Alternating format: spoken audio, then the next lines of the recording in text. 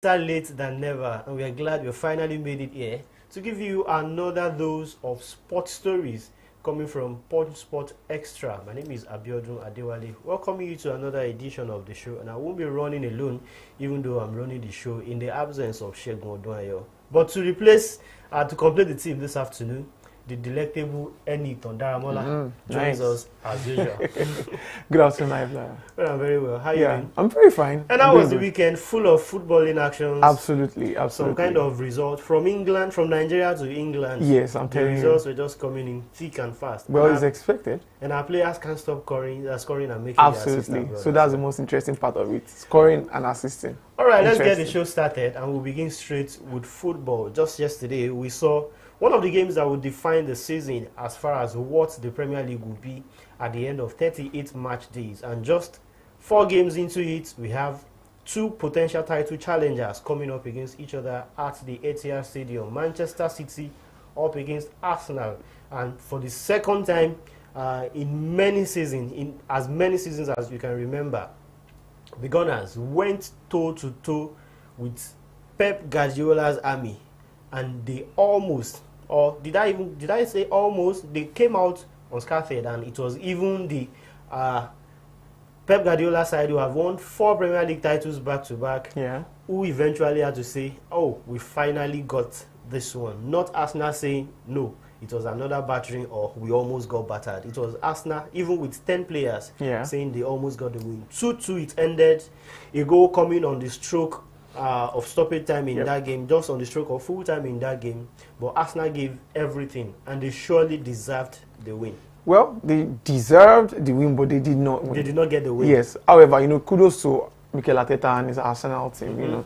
They were without their captain, Martin Odegaard, who was injured. I think Declan Rice was out because of the suspension due to the red card that he had in the previous game. But kudos to Arsenal. However, I was expecting a certain Rodri. The last season, at the end of last season, he was saying they played as if they wanted a draw. So I think even Bernardo Silva, said something almost similar. That wasn't whatever Bernardo Silva said, whatever Rodri had said before. I think what Arsenal showed them yesterday was just the mentality. And the question that is on the lips of everyone is now, is this the title-winning mentality from Arsenal? Well, the title-winning mentality, it's too early to say that. It's too early. I think they've had that in the past 2 seasons. Yes, exactly, because, they've played absolutely brilliant. They've been brilliant in the past 2 seasons, and they've continued, with that brilliance, although they had a little bump on the road this season, but the season is just starting, you understand? So we don't know what will happen towards, December, you understand, and then running into, to the later part of the, of the season. So it's a bit too early, but it is a decider. You know why? Because it's a booster for, if Arsenal had won the game, that would have been like the biggest, push for them. Their title, exactly. But, like I said, it's too early.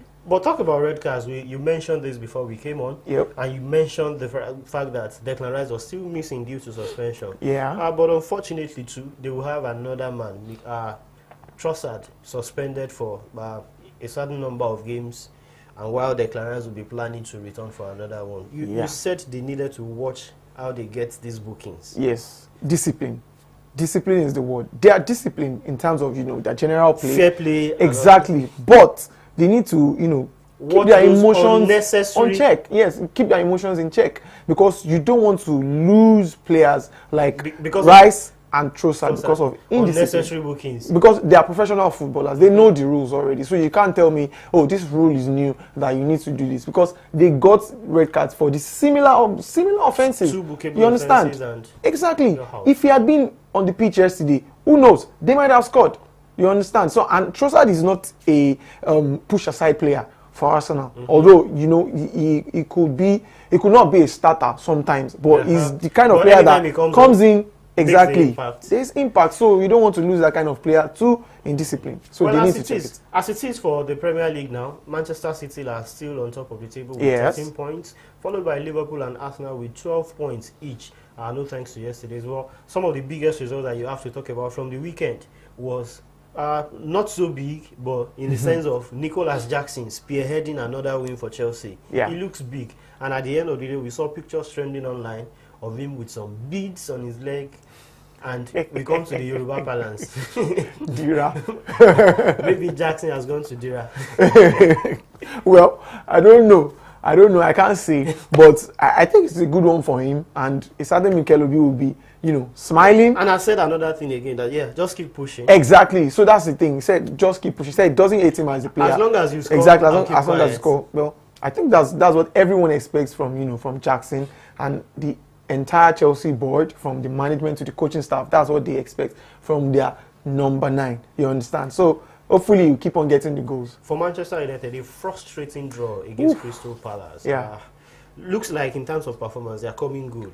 Yes. But the results are not coming together yet. Exactly. So this game last season ended 4-0 in favor of Crystal Palace. That was a big upset. And in the same circumstance, you understand, this game last season would have ended in a loss to Manchester United with a goal at the death. You understand? But, generally, when they had the ball, so statistics added that when Manchester United were in possession or when they were not in possession, they actually maintained a balanced game and they were in control with or without the ball. So it's a good one. However, they need to, find a way to convert their chances, because if you don't get these chances converted, you are going to rule the chances. There was an attempt from Garnacho that hit the bar. Henderson was obviously lost. A replay from, a rebound from Fernandes hits the bar again. Well, it goes to show that, they are coming in good gradually, but I don't know how long this road is for them or is going to be for them. But, this season so far, they've had some games that they shouldn't have, lost, and then, they should have won, actually, like the game against Brighton. The game against Liverpool, well, you could say individual errors cost them the game. But, let's hope that this is a road back for the Manchester United that we used to know. A road back. Well, a road back. Let's hope. Let's see where that road, that road leads to. But on the back of Chelsea's and Manchester United performance over the weekend, one player that is in between the two clubs at the moment, Jadon Sancho, had his performance praised by former Manchester United teammates. I'm talking about Paul Pogba and Mason Greenwood, who commented on his IG post and cheered him up after his another incredible performance in the colours of Chelsea. Let's crisscross from England and now to Spain. The two of the biggest teams were in action on Saturday and Sunday. But first, yesterday, it was Barcelona against Villarreal. And Lamine Yamal continues to be the next big thing. It looks like he's the big thing already. Yeah. No, it's not the big thing already. The next big thing. There's a long way to go for players like this. I absolutely admire his confidence. I absolutely admire his talent, his ability, to run in, to dribble, to make assists. The assist yesterday was brilliant. Brilliant. Robert Lewandowski could have scored 5. He has scored a hat-trick but missed the penalty. Rafinha eventually also getting and the goal from Rafinha too was very sumptuous. But it looks like Barcelona are not leaving anything to chance in the La Liga this season. What could be the magic wand that Flick is using on that team? This is almost the same team as they had last season. Perhaps the only inclusion, Dani Olmo, who is already injured, and maybe a number of other tweaks. And they lost Gundogan. And they lost Ike Gundogan as well. So how do you see the team coming together under Flick? So I think it's about first of all the mentality and the system.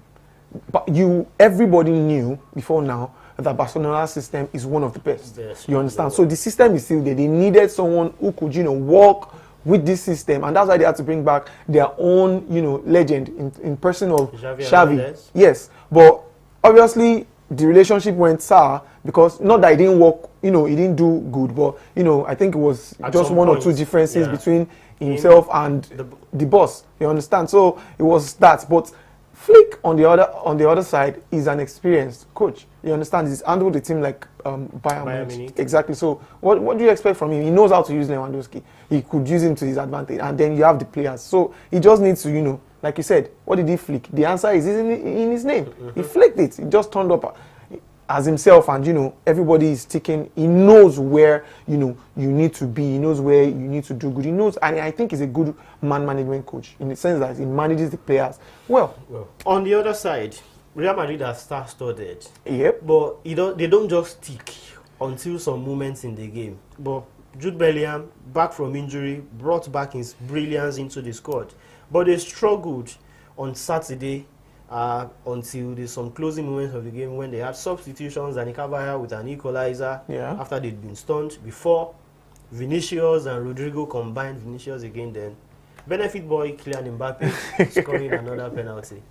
So in a team like Real Madrid, in a star-studded team like Real Madrid, you don't want to drop your laurels. You don't want to rest on your laurels, and you don't want to drop your form. So that's why if you get injured like Bellingham, when you come back, you need to stamp your feet. Authority. Yes, exactly. So because if you don't, there are players that would likely, take your place instantly. But, talking about the fact that you struggle, there are some games that you will struggle, irrespective of who you are. Yesterday, the game between Manchester City and Arsenal, you didn't expect, Arsenal to, go that way again. Exactly, but, they did. They just showed that they needed to be, in the running for the league. So teams like Real Madrid, there are some chances there are chances that they would actually struggle. But for every big team that is, whether star-studded or not, for every big team, you want to get away from 90 minutes with 3 points. And that's what they did. And that's what they are doing. That's what matters most.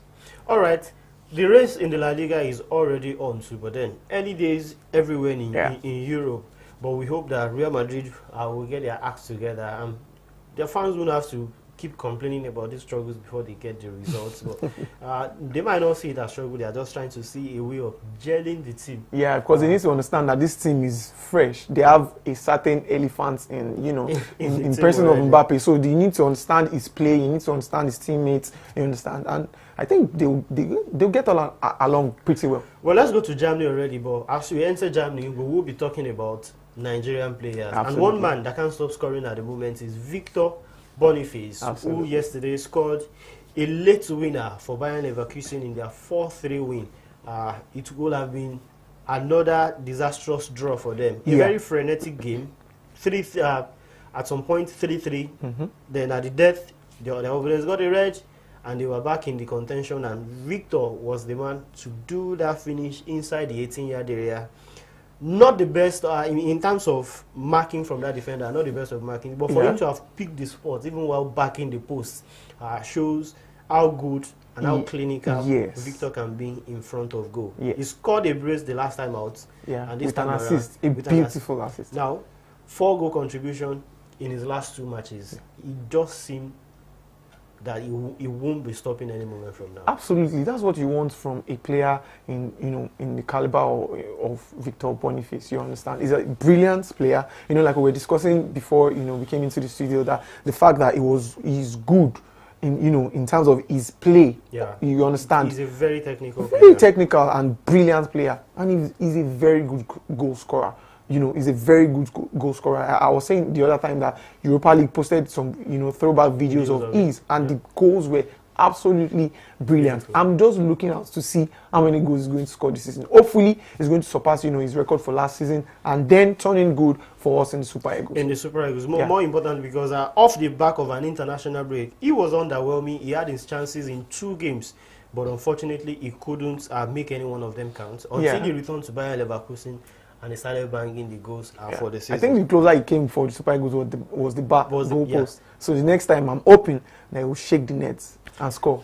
All right, since talking about Nigerian players, Rasheedat Ajibade also made a big statement yesterday. The second game for Atletico women this season, and she got 2 goals and 1 assist in their 4-0 win as well. It was massive for her, and it's a big announcement of, yes, I am back this season. And the thing is, she's been one of their most consistent players over time. Highest goal scorer last season, arguably their best player, and she has picked it up just from where she left it off. While we also have someone like Tolu Arokodare in Belgium, also scoring 2 for Ghent in their game yesterday as well. And the guy is flying. 5 goals already in the league in 6 matches. Nigerian players just keep getting the goals and the assists, be it men or even women. For Rasheedat, it's been a long time. The women's football in Spain took a break and all of that. But the new season has just started. Risola Babajide also scored a wonder goal a week ago, and it looks like the girls just keep popping. How long should we see this? There won't be any major tournament for them in terms of national team duties until this year. But we want to see them carry this forward. Absolutely. And take it to the next Absolutely. WAFCON, which they have qualified for already. Yeah.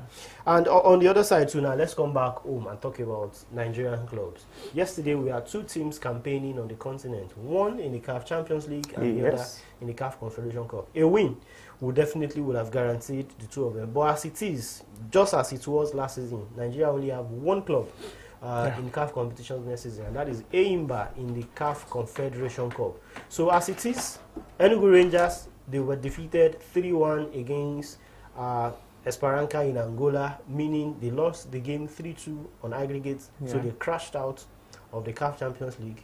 But now we have Enyimba, meaning that our coefficient of presenting 4 teams next season is also at risk unless Enyimba do very well and get to a certain stage, maybe at least the quarterfinals before we are guaranteed of 4 spots in the playoffs again next season. So looks like we're back to square one, and it's just about what we do say in terms of quality. What do we have in Nigeria to rival other African countries? I think in terms of the play, look at what how the MPFL has grown, from what it used to be to now, and general play, gameplay. It's been good. It's been good and it's developing. You understand? So I think we still have, because previously we've had teams like Enyimba, you understand, go out there. 2-time CAF Champions exactly. League winners. So I just think that maybe, just maybe, the focus should shift again, or just realign the focus and just don't rest on the MPFL alone. When the MPFL is done, know that there are still big games to play and find a way to beat these foreign teams. It's very important. It's very important. Although I still have a little one or two how do I put it now? I still don't agree entirely with the rules. Because how can you have a league like the MPFL and you still have to the rules and get to qualify? And you still have to play, go on playoff before you qualify. You understand? It's a CAF thing. Everyone. Yeah, I understand, but I think it's high time they took a look at it and just readjust, and maybe you have the first. Let's just have the champions. Exactly, the champions should go, and from there, because if you have the champions, then we know who the champions are. You know who. If not, you just have all these miss chances here and there, but that's not an excuse though. That's not an excuse for our teams not to to make it into the group stage. All right, let's quickly talk about the MPFL before we talk about the last thing. Anthony Joshua unboxing. 4 away wins in 7 matches in the Nigeria Premier Football League on Saturday and Sunday, and 3 draws. No team out of the 7 matches, no team at home won their matches. The biggest one for me was Remo Stars beating Kano Pillars 2-0 at their adopted home ground in Katsina. Remo Stars now are the only team to have won 3 matches, a 100% record. Yeah. Will this be their season? They look like our owners now. It's too early. It's too early to say. Close. Yes, it's too early. I hope they can go all the way. You understand? I hope they can go all the way till the end of the season and just get their hand on the trophy. But for them to do that, they need to do more. They need to do more. They've won three games, on the run, and it's fine, but it's beyond 3 games. You understand? They need to know. The mentality needs to be there. The hunger needs to be there. Exactly. So the hunger, the mentality needs to be there, and they need to stick together. That's the most important thing. Finally, before we go, Anthony Joshua suffered his second KO defeat in his career against Dubois on Saturday, in the wee hours of Saturday/Sunday, and it was a defeat that got everybody talking. And he has also spoken, saying he will keep fighting on. But is this the time for Anthony Joshua to quit? No, absolutely not. So everybody, calling for him to quit are saying it like they do not remember that this is just his second defeat in his career. It's his second career defeat. Yeah, although it was sad the way, I didn't expect him to go to the canvas that way. It was sad, but I felt that second knockout, because Andy Ruiz Jr. has beaten him. Alexander Usyk has beaten him as well. This is the third, but the second by knockout. The second by knockout. Thank you very much. The second by knockout. So this is the third. Yeah, between 2 and 3. This is the third. But why are we saying it like it's like he has lost all his, all his fights? Yeah, you want Joshua to be. Maybe the skepticism is that if he can't win most of these fights, we've been touting him for bigger fights against the likes of Tyson Fury, and even fight Alexander Usyk again. If he can't win this, how much yeah, the chances, the chances. Yeah. Why not just throw in the towel now? And must you win all the time, or is it when one loses that you now say, oh, okay, that's it, I'm calling it quits? No. Don't forget, AJ is a fighter.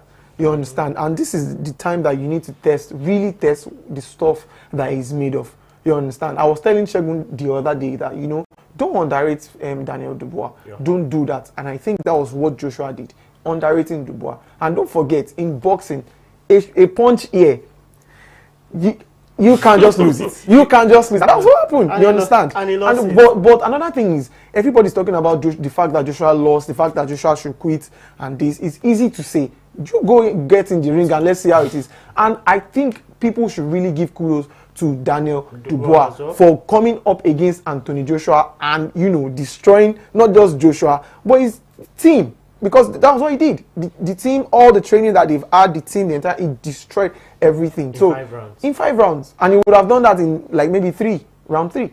You understand? So, but even Joshua fought back, you understand? But it wasn't just his day. It was not just his day. So I think kudos should go to Dubois for, you know, for doing the hunt. Well, Anthony Joshua lives to fight another day. Yeah. It's not an L for us here, but that's the size of our show for this week's edition of Punch Sports Extra. Yeah. The show returns next week. On behalf of Enyimba and every other member of the production crew, my name is Abiodun Adewale saying, do have